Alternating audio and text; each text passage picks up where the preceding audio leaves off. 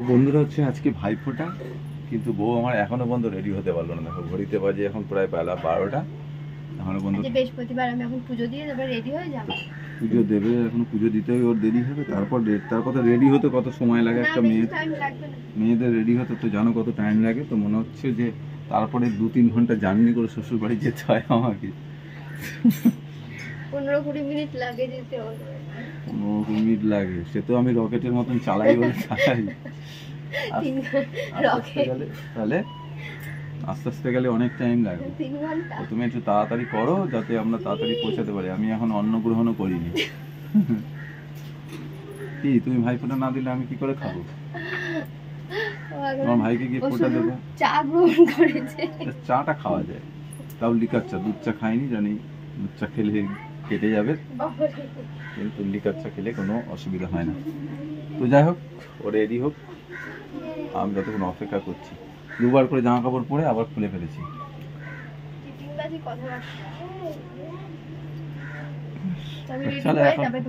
দেখাচ্ছি লুকটা, দেখা যাবে লুক দেখা। তো দেখো আমরা রেডি হয়ে গেছি, এখন বেরাবো।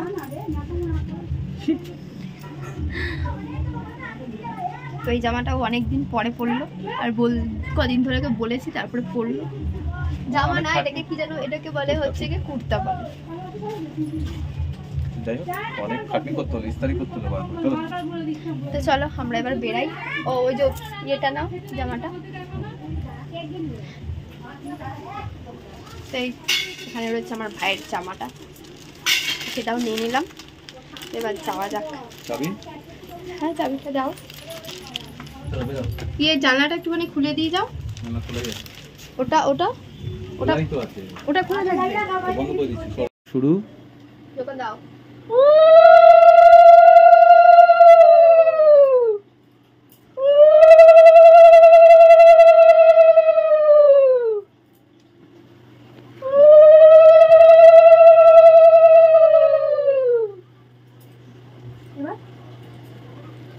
এবার ফোটা দেবো, আবার পনিরের তাপ দেয়। তার একটু দই নিতে হবে আগে। ফোটা, হ্যাঁ ফোটাই তো বিশুদ্ধ দেয় তো ফোটা। হ্যাঁ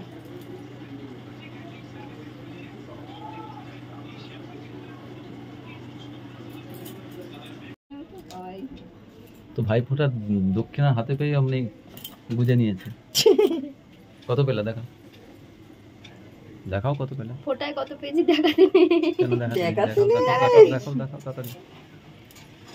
কত কত ওরম ভাবে বলতে নেই। যা যা আছে 50-50, ঠিক আছে?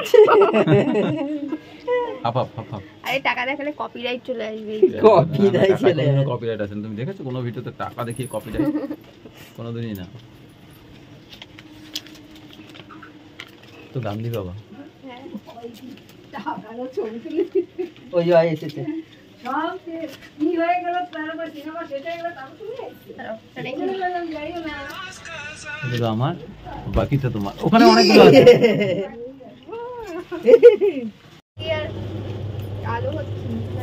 তো এই গেঞ্জিটা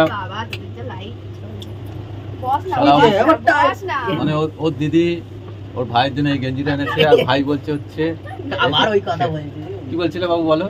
না আর কিছু বলেন নেই। তো দেখেছো আমার শালা বাবু কত কিউট একদম।